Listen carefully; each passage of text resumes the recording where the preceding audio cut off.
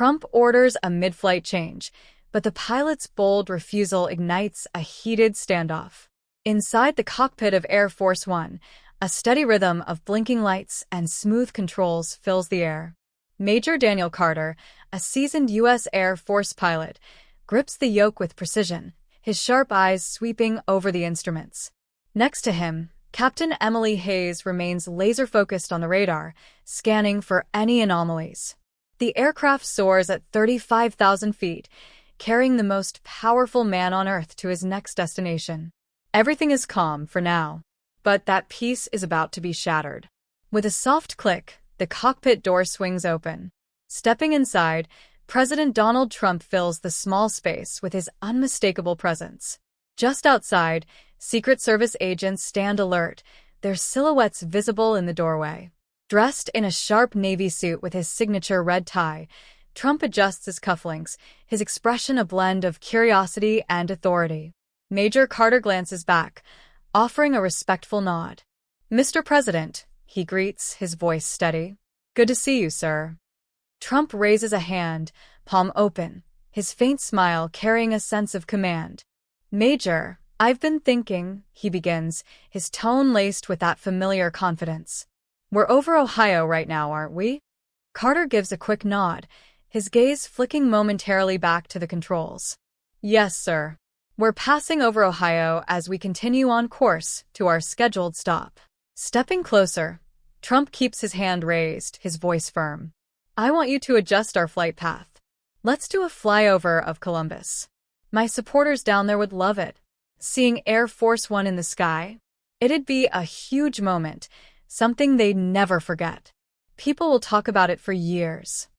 The atmosphere in the cockpit tightens.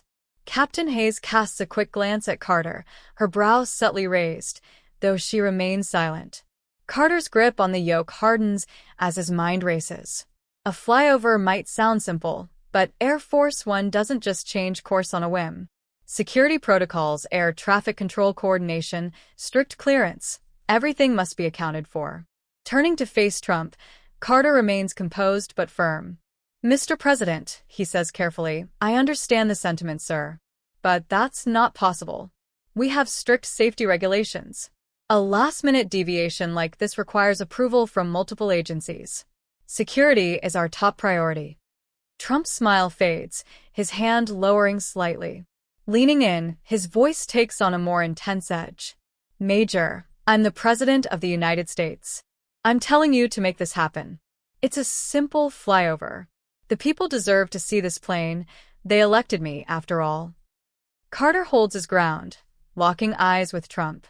Years of piloting Air Force One have trained him for pressure, but this is an entirely different kind of test. Disobeying a direct order from the president could have consequences, yet compromising protocol could be catastrophic. Taking a measured breath, he chooses his words with care. "Sir," Carter replies, his voice unwavering, "I have the utmost respect for you and your office. But my duty is ensuring your safety and the safety of everyone on board.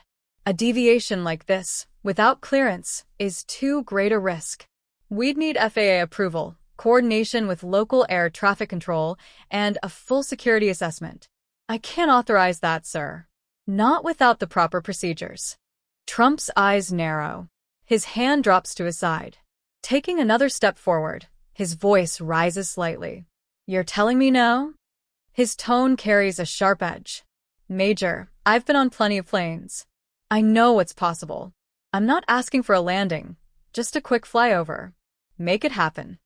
The tension in the cockpit is thick. Captain Hayes subtly shifts in her seat, her hands hovering near the controls, ready to assist if needed. The steady hum of the engines suddenly feels louder, filling the charged silence between the two men. But Carter doesn't flinch. He knows what's right, and he knows Trump needs to hear it.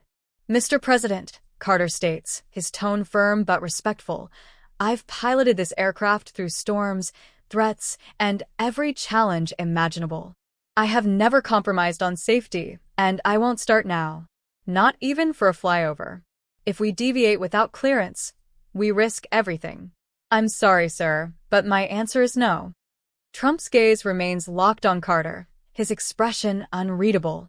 For a tense moment, it feels as though the standoff could escalate. Outside the door, the Secret Service agents shift slightly, sensing the weight of the exchange.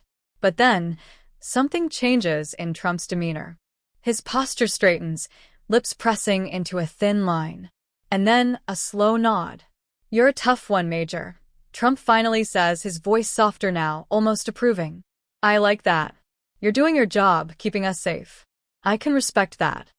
A quiet exhale escapes Carter, his shoulders loosening just slightly. "Thank you, sir," he responds evenly. "I appreciate your understanding." Trump adjusts his tie, glancing once more at the glowing control panel before stepping back. "All right, keep us on course then," he says, his tone lighter now. "But next time, maybe we plan that flyover ahead of time." With a final nod, he turns and exits, the Secret Service agents falling in line behind him. The cockpit door clicks shut. For a brief moment, silence lingers. Then, Carter and Hayes exchange a quick glance, the tension finally breaking. Carter refocuses on the controls, his hands steady on the yoke.